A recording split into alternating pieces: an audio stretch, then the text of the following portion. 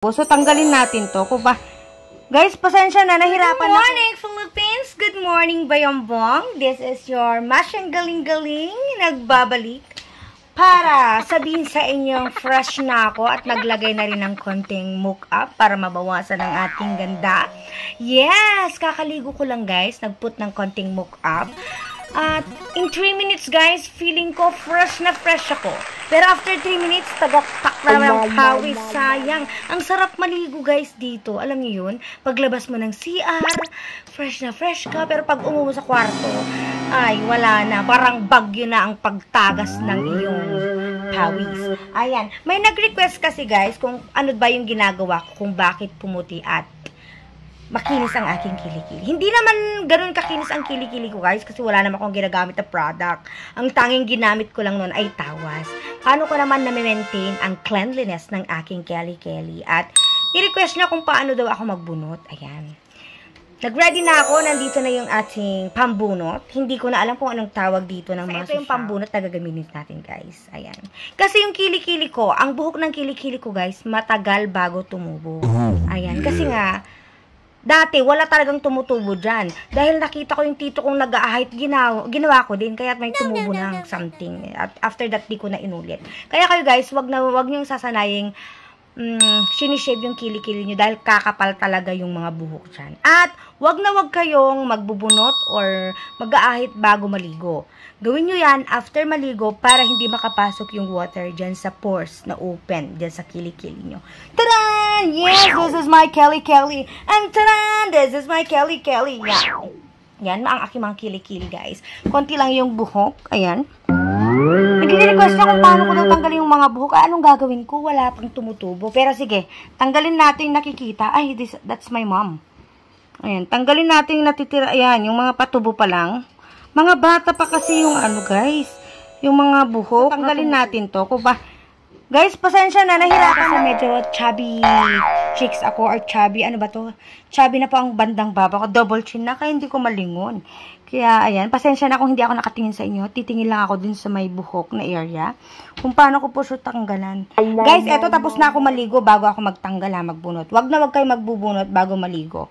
Ayan, yun yung sikreto. Ayan, tsaka hilod-hilod lang ng slight. At tsaka medyo, yung ako, sikreto ko, hindi magaspang ang ginagamit ko. Hindi sponge, kundi ang aking underwear. Yes! Narinig nyo guys, yung panty ko ang ginagamit kong panghilod. Kasi cotton yung mga panty natin, no? Yan. Tanggal libag lang naman yun guys. Every day, ganun ang gawin mo. As in talaga, ang itim ng kilikili ko. Yun lang ang ginagamit ko guys.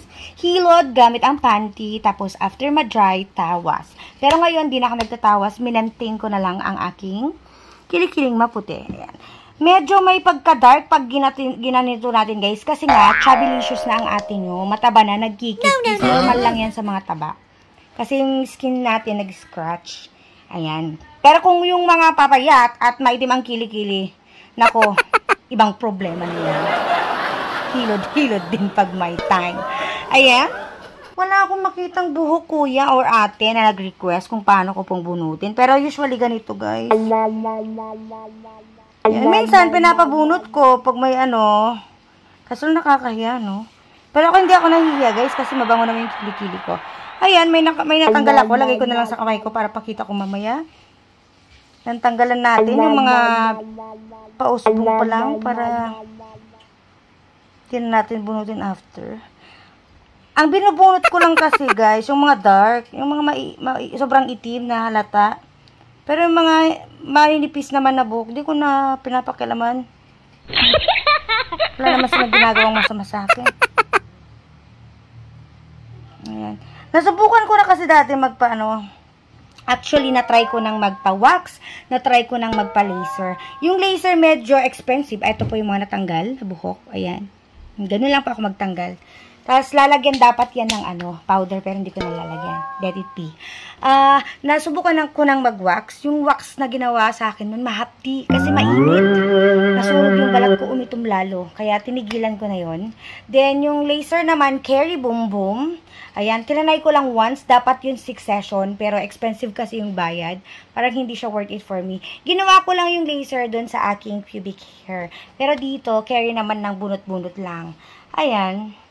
Pero pag nairita na ako at ayaw ko na talagang tumubo at all yung mga buhok, papalaser ko na rin. So, that's it for now. Ganun lang po ang aking routine sa aking Kelly. Hilod-hilod lang every time na maligo.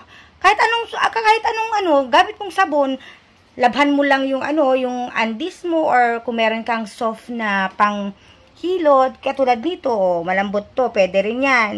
Ganun mo lang sa kilikili. Huwag masyadong malakas, guys, kasi mai-irritate naman. Napaka-soft kasi banda dito. Yung mga singit, dito, yan, mga delicate part. Yan. So, that's it for now, guys. This has been your Masyang Galing. Muan mo, chup chup. I love you. Bye!